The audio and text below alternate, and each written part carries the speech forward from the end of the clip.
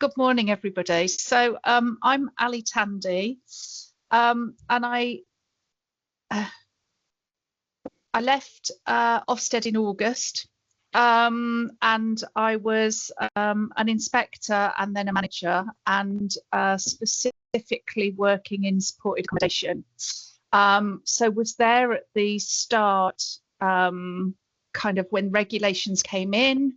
And kind of supporting people through the registration process, and then gradually kind of doing the inspections. So I suppose from my experience, what I have seen is that when people come to do the Reg 32, they kind of don't have an idea, and you know, it's understandable. Lots of people are new to the market, but also that Ofsted doesn't provide you with a template. So I thought it might be really useful to give you some pointers of things to talk about. So what I'm not doing is saying, you know, this is exactly what you've got to put in. But I think it's useful just to think about some of these things, because, you know, Ofsted says it's to, you know, for you to demonstrate that you know your service and that you take action and you can show that you're developing as a service. But it's also, obviously, it's the way that Ofsted knows that your service is running according to regulations, and that it's also you're taking action, you've got plans, you notice where something new is needed, and you put that into effect. So because you potentially might only get inspected every 3 years, your Reg 32 is really important, because that's what tells Ofsted that everything's going okay. And you know, it is one of the pieces of information that they use to decide when to come out and see you. So it is useful to try and get this with as much information, but without making it so. What we don't also want is to have a document that's huge. I mean, as an inspector for Ofsted, my caseload was probably about 50 services. And all those 50 services, they might be one person, one house, but equally they could be 20 properties. So what you don't want is also to give your Ofsted inspector lots of, well, I can only describe as waffle. What we want is the really salient points that shows Ofsted that you really know what's important. So I've started sharing my screen. I'll go through the slides. Right. Hold on, let me I'll get rid of that, Liam. Right. What? Sorry, I didn't know if you could see it, but I could see people's photos down, pictures down the side, and I didn't know if that was coming up on my slides. No. Okay, right, okay.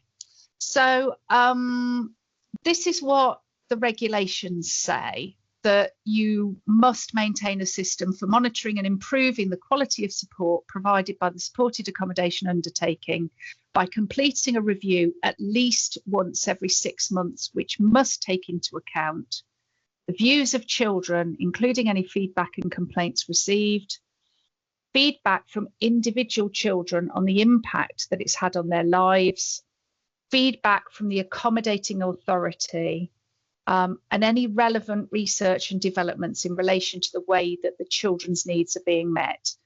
So again, I suppose I can say to you that what I've seen is a lot of people that are new to supported accommodation need a bit of a nudge from their inspector to actually start submitting their Reg 32s. So your date for submitting is 6 months from the date your registration was granted. So within a couple of weeks after that, you should start submitting your regulation quality of service review report. And really this gives you the things that have to be in there. So, you know, you must seek feedback from the children. That can be in all sorts of different ways. You know, you don't have to kind of have written information from the children. You can do that in an informal way through the conversations you have, through kind of, they might have said, oh, thanks very much, it really helped when you did, and you can put comments like that in there, and that's really useful.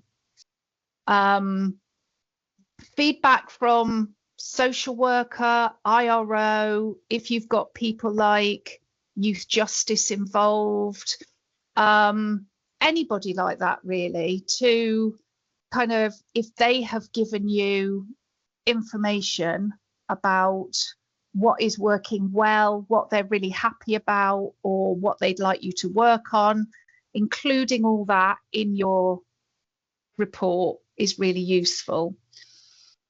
And I think this bit about research and development, so it might be that you've had a child with a specific issue, self-harming, mental health, you know, where you've gone sort of above and beyond to kind of find something which works for that child. You've trained your staff in it above and beyond the mandatory training. Is there something that you'd want to include in your report? Okay, so you've got to provide this within 28 days of when you complete your report. And you've got, it says in the regulations that you've got to provide it obviously to Ofsted, to your inspector. And it says make a copy of it available on request to each child's accommodating authority. So you might not just be working with one local authority. You might have had different local authorities. So it says make it available, but in the guidance,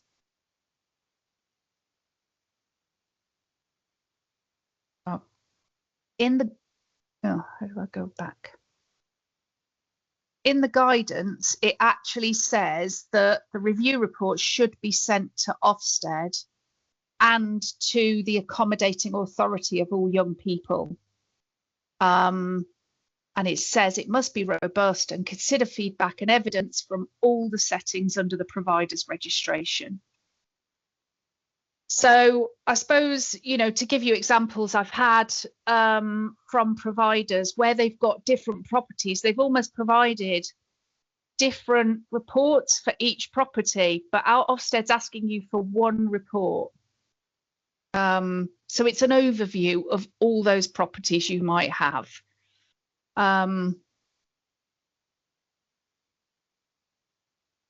Okay. So there isn't an expectation that you literally go through all those quality standards and review against all the quality standards. Excuse me. What you might want to do each review report is decide what's really important, what has made a difference in those last 6 months. So you might decide that actually you've had some issues with staffing, you want to demonstrate how you've ensured that all the staff have got the right training, that you've handled some really difficult situations with staffing. So you make more of that in one of your reports. You might concentrate on something like health and well-being for young people, because that's something that you want to bring out more in one of the reports, but you don't have to literally answer every part of the regulations. Identify areas of strength. That's what Ofsted wants to know, is what do you think has gone well in the last 6 months? So your first one, for example, you've just registered. It might be the first time you've had young people in there. How has that gone for the last 6 months? You know, have your staff really got to know your young people? Have you noticed some positive outcomes for young people? Really kind of bring out those strengths for Ofsted, show them what you've done well. And then also, what Ofsted wants to know is that you can identify areas where you actually want to develop your service, and what are you going to do about that? So don't just tell them that you know actually that you don't have a full staff team, for example. What are you going to do about that, or how are you managing that in the meantime? And it says it's to be used as a tool for continuous improvement of the service. So that's what Ofsted wants you to do is, for example, when you get to your second quality of service review, you will have had some actions coming out of the first one. Review that. Show Ofsted that you had those aims at the last time of review, and how has that gone for you? You may not have been able to resolve every part of it, but show them, you know, that you are still trying to work on those things. We all know staffing is going to be an issue for a lot of people. So it may be that you haven't managed to recruit a full staff team, but are you approaching it in a different way? For example, are you using more floating support? Are you using consistent agency staff who are still well known to the children? So actually that might have improved from the last time that you reviewed it. So it's don't just have those actions, but then go on and show Ofsted what you've done the next month, 6 months. So this is just my opinion, and just based on kind of what I've seen, and I suppose what I would find helpful as an Ofsted inspector to know what should be included in your quality of service review report. So again, it's just about giving Ofsted information which they won't know otherwise, and may not be coming out to inspect you for 3 years, 2 or 3 years. So to start with, review those properties, because you registered certain properties, and as I say, some people might only have one property that was on their registration to start with, but there's always a lot of change. People are constantly kind of adding properties, removing properties, changing addresses. So I think it's really useful to give a summary of any changes you've made in the last 6 months, because then the Ofsted inspector can check that what we've got on the system is what you actually have open, and that you've informed Ofsted in the right way. And if it's identified when the Ofsted inspector looks at this and goes, oh, hold on a minute, I didn't know they'd changed that, then that might be because you haven't submitted your SC3, you haven't told them about a change, but also it might be because that's got lost in the system somewhere, and so, you know, it hasn't gone on to Ofsted's computerized system. So it's a way of kind of ensuring that the current information is correct. Tell them about any management changes. So, you know, has your manager, registered service manager, left? Are you currently recruiting? Anything like that, really, that might have changed. Oh, I'm in. Oh. Are you in? Right. Hello. Hello. Welcome. And also your locality risk assessment. So you should be updating this every year. So if you've updated it, is there anything significant that's changed in the locality of any of your properties? So for example, if something's become a significant risk in your area, you might want to add that into your quality of service review report, because it might change some of the work that you do with young people. And again, that's what you'd be telling Ofsted, that actually, yes, you've identified something, but you've also identified how you're going to manage that. Be aware that Ofsted is only regulating your 16 and 17-year-old children. So I've had a lot of reports that also give me a lot of personal information about over 18-year-olds. And to be honest, that's none of Ofsted's business. They're not responsible for the registration where you have over 18-year-olds. So you might want to include a paragraph that talks about, you know, you have so many over 18-year-olds, and actually it's really positive perhaps because they've remained with you since they were 16 and you're just waiting for housing. You're continuing to support them while they wait for their over 18-year-olds. But in terms of the more personal details, you should only be including that for 16 and 17-year-old children. So Ofsted, I have a lot of reports and I still don't know how many children you have. So it feels kind of basic, but Ofsted does want to know, how many 16 and 17-year-old children do you have? Have you admitted in the last 6 months? And give a brief summary of each one. So when each one was admitted, think about things like education, employment training, any significant health needs, risks, and also sing your own praises and progress that you've made with those children. Have you actually managed to get people into education or work since they came to you? Have they improved perhaps some activities that they now involved in? Some of you have got unaccompanied asylum seeking children. You know, are they at college? Any challenges as well that you've identified?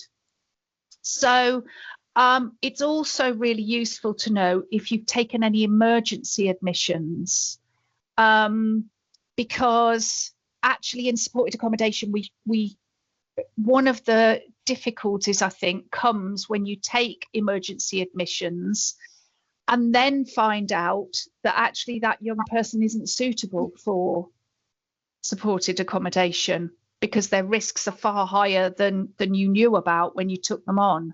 So that's it's probably a whole nother conversation, admissions and who's suitable for supported accommodation and who's not. But it is one of the areas that Ofsted will look at, what your admissions look at.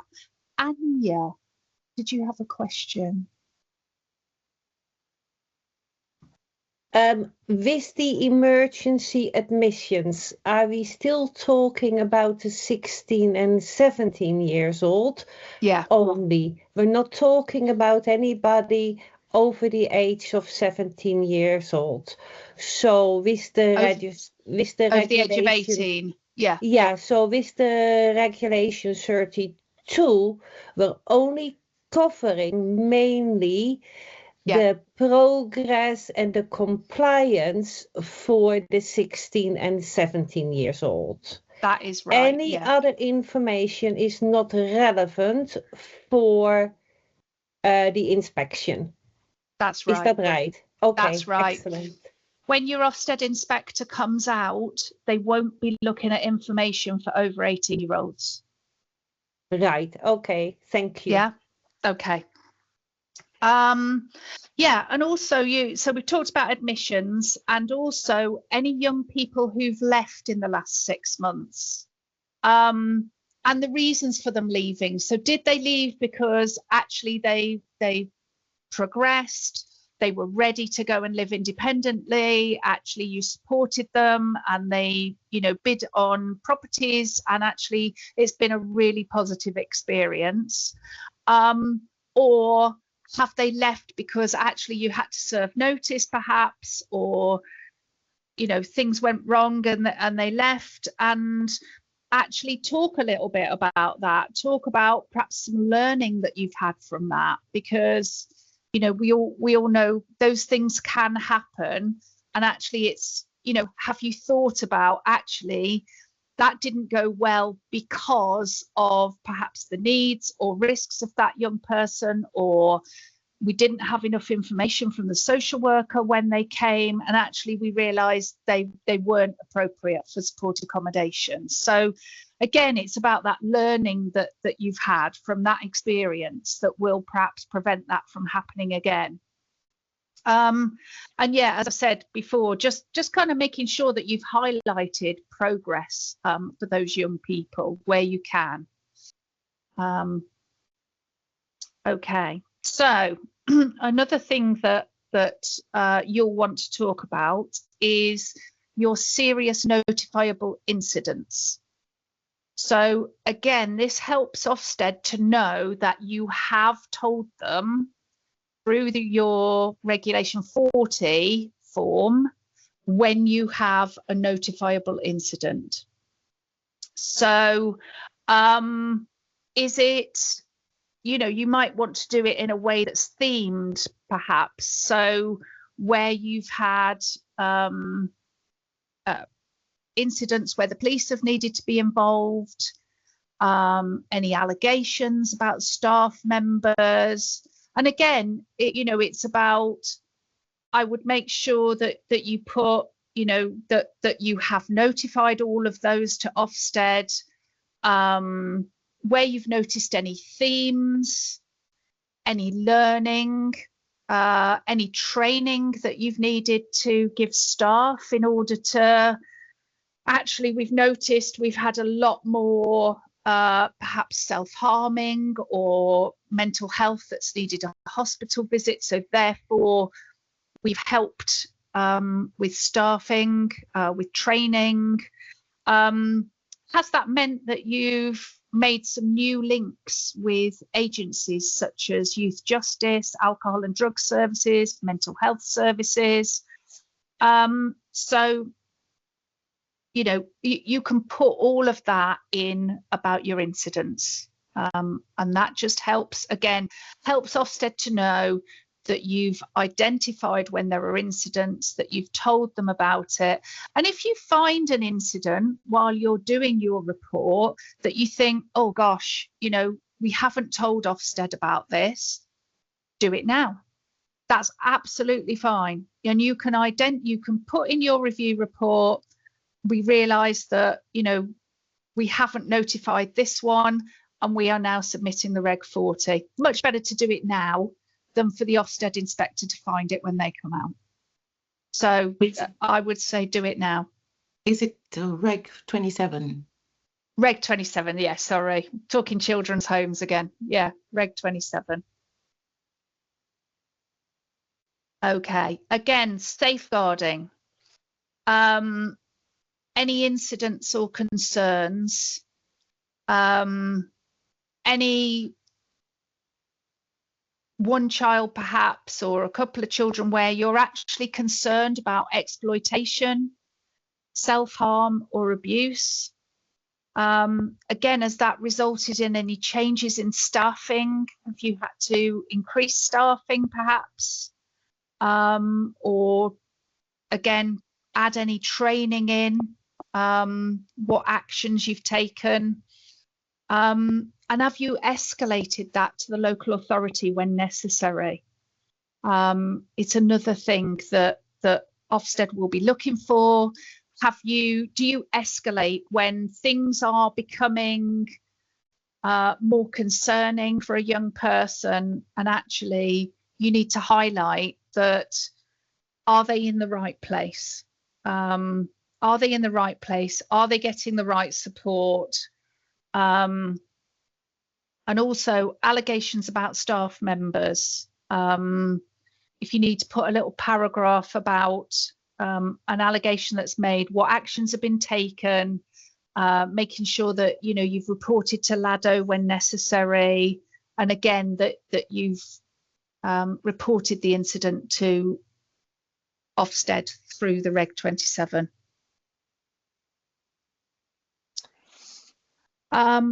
Independent living skills. So again, this is something that Ofsted's really interested in, is what work are you doing with these young people to help them to be ready to move on to independent living? So perhaps when you're talking about individual young people, giving some examples of their progress, talk about what your program looks like. How do your staff help young people? What particular, can you give some examples of where you've helped someone move from, seen examples where young people, you know, were very kind of lacking in confidence when they've moved from children's home, or sometimes this is their first time in care. And, you know, some really good examples of where people have helped them, you know, using the public transport, getting into college, but also those really practical skills, cooking, washing, all of those kinds of things. And I think where you've got unaccompanied asylum seeking children as well, really useful to talk about how you support them with their kind of faith, culture, but also in terms of culture, are you helping them to understand what the culture is in England now they're here? So those are the kinds of things that kind of really sell yourselves really in terms of what support you're giving young people that you know helps them to move on to independent living. Two questions. The first question is, when we give a summary or we give examples, does Ofsted look for a certain terminology, like not restrictive, not institutionalized?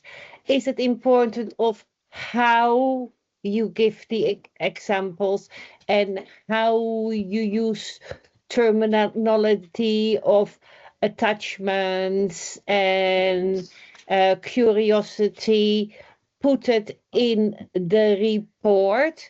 And then the second question is, how does Ofsted feel about photos being uploaded from, say, example, birthdays or any other independent living skills, and add that, say, for example, to monthly reports, obviously with the agreement of the young person?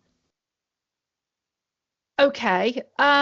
So firstly, terminology. I suppose one thing I would say is about not using things like the YP, as one of my personal pet hates. So these young people have got their own initials, use their own initials, but do use initials. And I think in terms of when you're talking about not restrictive and you know, attachment and things like that, I suppose I'm more looking as myself as an inspector, I'm more looking about, you know, does it sound really positive when you're talking about this young person? Do you know this young person? Do you talk about them, even the risks and the difficulties? Are you talking about it in a way that you understand what their needs are, and actually you're trying to move that forward for them rather than they're the problem, if that makes sense?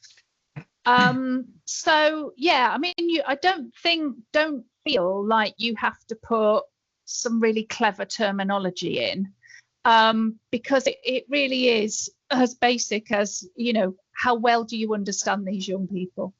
And that's really what Ofsted wants to know. And I think, yeah, when you're talking about not restrictive, I mean, that's what we would expect in supported accommodation generally. So I suppose, excuse me, I suppose if there is a restriction for any reason, that should be in there with a reason why. And I suppose helping Ofsted to understand that that's time limited and that you're trying to move that on. So if I give you an example of perhaps a young person has had a mental health episode and ended up in hospital, and when they come out of hospital, it might be absolutely appropriate for staff to manage their medication or keep their medication for a short time while we ensure that they're okay and they're not likely to take any other action that's going to end up back in hospital, I suppose. So Ofsted is absolutely fine if you are taking action which is restrictive for a short period of time, which is about helping a young person to just kind of regroup, if you like, and get back to baseline. So if you have any restrictions in place, then talk about that. But they're not, yeah, if you put in there that you know, young people can't go in the community on their own, or they can't go out without a member of staff, then I can practically guarantee you Ofsted will be on your doorstep within a couple of weeks, because that's not supported accommodation. So yeah, so yeah, it's that kind of thing. Yeah. What was the other question? Evidencing through photos. Oh yes, yeah, I personally wouldn't put photos in there of young people, because this is something that's kind of sitting on Ofsted's website, I suppose, not on their website, but on their internal system. And so I probably wouldn't put photos of young people, but you know, I absolutely would be keeping photographic records in your home, because that's a really good thing to show Ofsted when they come out. Yeah. Yeah. Thank you. Okay, thank you. So staffing, I would always have a section on staffing. You know, we know staffing is an issue for a lot of services. So are you fully staffed? And if you're not, are you using agency staff? And is it possible to be consistent with using the same agency staff so that they know your young people? And staffing can be very different in supported accommodation. So do you have members of staff in all of your properties, or do you have floating staff? Do you have floating staff in some homes, but 24/7 staff in other homes? You know, I think it's entirely appropriate when you've got kind of 16-year-olds for staff to be on hand in those homes. Ofsted doesn't have there's no specific what your staffing should look like. I suppose generally you would only expect one member of staff in a house. But also, if you've got floating staff, is there an on-call? How do those young people seek support if you don't have a member of staff there all the time? So, you know, you can put something in there about that. And if you've had to increase staffing, perhaps because risks to a young person have changed, or perhaps you've got a young person who's made an allegation, or for some reason, if you've increased staffing, again, I'd talk about why that's happened and what your plan is. You know, is the plan for that to remain, or what's going to happen with that?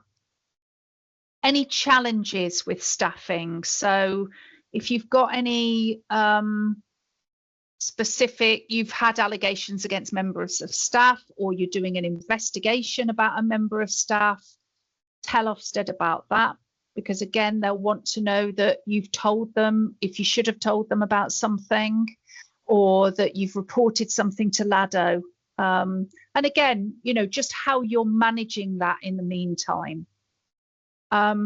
Training, again, lots of people, you know, there's a mandatory training packages, but as well, how are you, you know, have there been any new training that you've identified for staff? And again, putting some staff feedback in that report is really useful.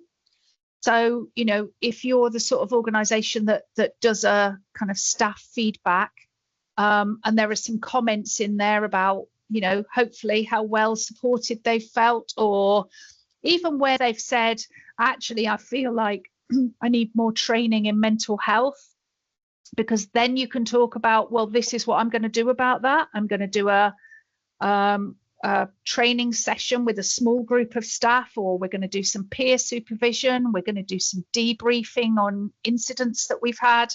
You know, you can talk about how you're managing that. So it's not always about kind of making sure you get positive feedback, because if you get some feedback that's a bit more challenging, but you can demonstrate that you're working on it, that's all good. Okay, and as I said at the beginning, feedback from children and agencies is required as part of this report. So some people will do, you know, house meetings, but equally, it doesn't have to be that. You know, I think going back, Anya, to your point about institutionalized, I suppose, in my opinion, some of those things around house meetings are a bit institutional. Yeah. So actually, I think you can get feedback from children just having a chat with them as part of, you know, daily life, as part of perhaps the manager popping in and seeing children and just kind of saying, how's it going? You know, have you got good relationships with staff? Is there someone that you trust? Do you know who to go to if you're worried about something? You know, have those conversations, get that feedback out of some of the direct work that you do with children. Agencies include family members where that's appropriate. Also your social worker, your IRO, 16 plus advisors, all these people, and you just need a few comments to put in your feedback, and if you can get some of that, that would be really helpful. How does Ofsted feel about cameras in communal areas? Cameras? Yeah. In communal areas. So you have to demonstrate it's for a safeguarding reason. And do you have to demonstrate that in your regulation 32? No. No. No. No. It's something that your inspector would probably have looked at when they came out to register you. Right. So I guess if for any reason you've changed, so for example, you had cameras, but they weren't switched on, but actually there's been some incidents in one of the houses, and you now feel that it would be beneficial in communal areas to have cameras switched on, then again, I would put that in your Reg 32, because again, it won't be a surprise to your inspector when they come out and inspect, because you've told them why you've made that change. Thank you. Yeah. So yeah, I think anything significant like that, Anya, is useful to put. If you're going to do it and you don't have a Reg 32 coming up for a while, then it's always worth dropping your inspector an email and letting them know. But I think generally, so if you have cameras, you'll have to have a policy around that. So who views that? How long do you keep it for? Do you only view it when there's been an incident? And I suppose what Ofsted is looking for is that you are not using cameras to replace staff. Yeah. Gareth, did you have a question? Or have you changed your mind? No, you know what? I was literally just about to make that point. Obviously, I've currently working and have in the past worked with a number of supported accommodation providers, and where CCTV was used in communal areas. And what I was finding increasingly is that they were using it as a means to just monitor children, and some people were sat in the office and just watching a monitor and a screen. So that's absolutely a no-no, really. Yeah, just to be mindful of that. Yeah, good. Thank you for that, Gareth, because I think that's it, is what we don't want. It should only be used where there's been an incident, and then you go back and you look at the CCTV as part of your investigation. Yeah. What we shouldn't be having is people watching children on cameras. Yeah. And it's something that frequently came up when you spoke to the young people, how uncomfortable it made them feel. Sat just relaxing in the evening, and there's cameras on the walls. So yeah, I think just going back and summarising the points made, if there's a genuine safeguarding reason, then perhaps it's worth considering. But otherwise we just said communal areas, just take them out, get rid of them, really. Totally. Yeah. Good. Okay. And have you had any complaints? Put that in your report. So again, it might be complaints from young people, it might be from a family member, could be from a professional. But again, are there any themes to those complaints? Have you resolved them? Have you given feedback to the young people? All that sort of thing. So that, again, that's useful to put in there. So at the end, when you've put your report, and it kind of sounds, because I've been talking for a while, like this is going to be, a big report, but actually it shouldn't be that long. And believe me, my heart sinks when I see those that are like 80 pages long. So please don't. So identify what now this should be your document to identify, actually, this has given me a really good opportunity to review the service for yourselves and to identify, actually, what do I think we need to work on? Do I think we need perhaps an improved for improve independent skills, perhaps, or do we need to do something about staffing? Could we use one agency and identify staff that can always come? So, it's kind of those things. Can you identify things that you want to do in the next 6 months?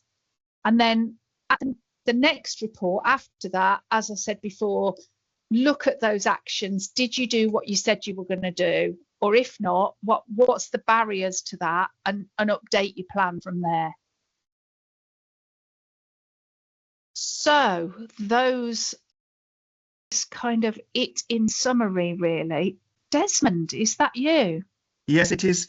It is me, Desmond. Ali. Yes, hello. How are you? I registered Desmond. Yes, Hi, I'm good, thank you. Yeah. Yes, you did. Yeah.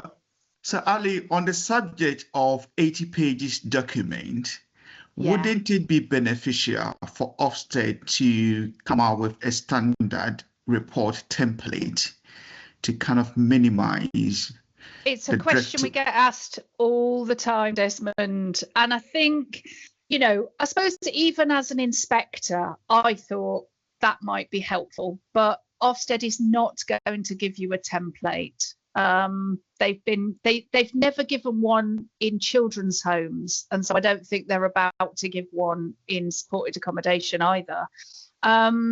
And the reason that they don't do that is because everybody's focus might be on something completely different. And so they don't want you to kind of just follow a template. So yeah, no, I'm afraid you're not going to get one. Okay, thank you very much. Okay. Clarissa, good morning. I can't hear you, you muted. Yeah, thank you so much for this. I just wanted to just add, I would say fuel to the fire, not really. But you know, with all what you've said, as you were my previous inspector, and I really want to thank you, because I followed what you said in terms of the Reg 32. And I submitted my Reg 32, and my inspector came back and said that was really informative, and it was about 12 pages.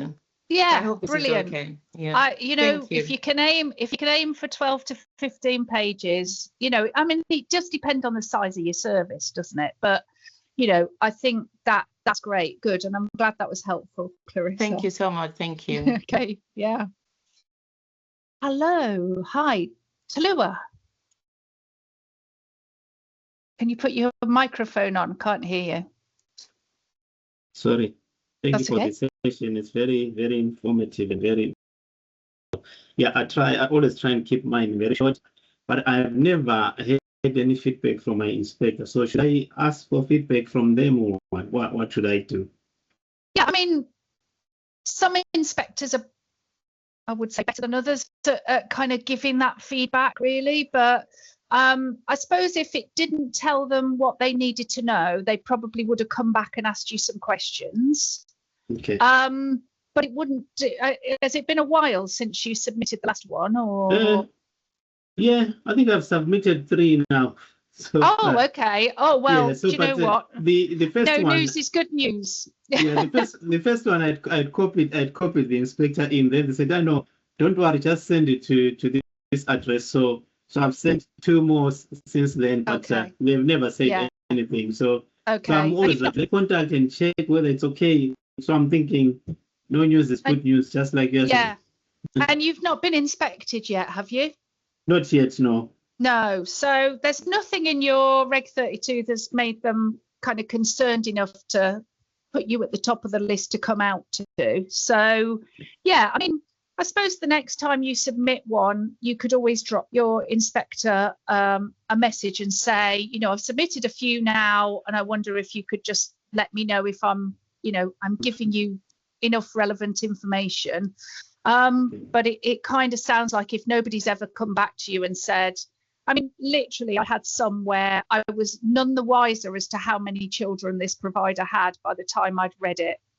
So it's kind of, you know, there are some basics that are really helpful, and then there are some other things that, you know, it does depend on your service, doesn't it? So yeah, you don't always get feedback, but it is useful. I think particularly when, you know, lots of you have, you know, newly come into this market, I suppose, that you're not quite sure what's expected, and that's why I thought that a session like this might help people that hadn't yet done one. So yeah. Has anybody else got any questions? I can't see any other questions. So yeah, but if you hold on, Talis Holmes. Hello, hi. Hello, hi. Thank you so much for the training. It's been really helpful. I've got a question for you regarding complaints. In our last Reg 32 report, we didn't list informal complaints. So things like, you know, can we have an additional game for the room? How far do we only list formal complaints, or can we do the informal ones as well? Yeah, so I think this is a really interesting question, and it's an interesting question for me as well when I go out and on inspection, because I think sometimes young people don't want to formalise a complaint, but it's something that's serious enough that we think do you know what, we will treat it as if it's a formal complaint. So I suppose that's what I would classify as the difference. So can I have another PlayStation game? Probably is not going to meet, you know, I wouldn't put that in my Reg 32 report. But if a young person's saying, it really annoys me when the member of staff uses my bathroom, for example, well, do you want to make that a formal complaint? Well, no, but, you know, I'm just not happy about it. But for me, that would be something I'd take quite seriously and would want to address that with the member of staff and then go back to the young person and let them know what I've done. So, you know, I might have classified that on my system as a formal complaint, because I don't think we should be expecting young people to have to make a formal complaint, because, you know, I think, Anya, it goes back to your point about being institutionalized. You know, it's kind of, we should just be listening to them, shouldn't we? So, and taking action where we feel that we should take action, and we can't always because of various circumstances, but where we can, we would. So I suppose I haven't got a yes or no answer for you there, but I suppose what I'm saying is, if you think it's things that are serious that a young person has raised, then I would probably put them in, because you have dealt with them and you have demonstrated that you listen to children. Okay, awesome. That's really helpful. Thank you. Yeah. Okay. Yeah. But as still doing inspections for Ofsted in children's homes, because they also use inspectors who have previously worked for them. So I was out last week inspecting a children's home for them. And as I say, my specialism was supported accommodation.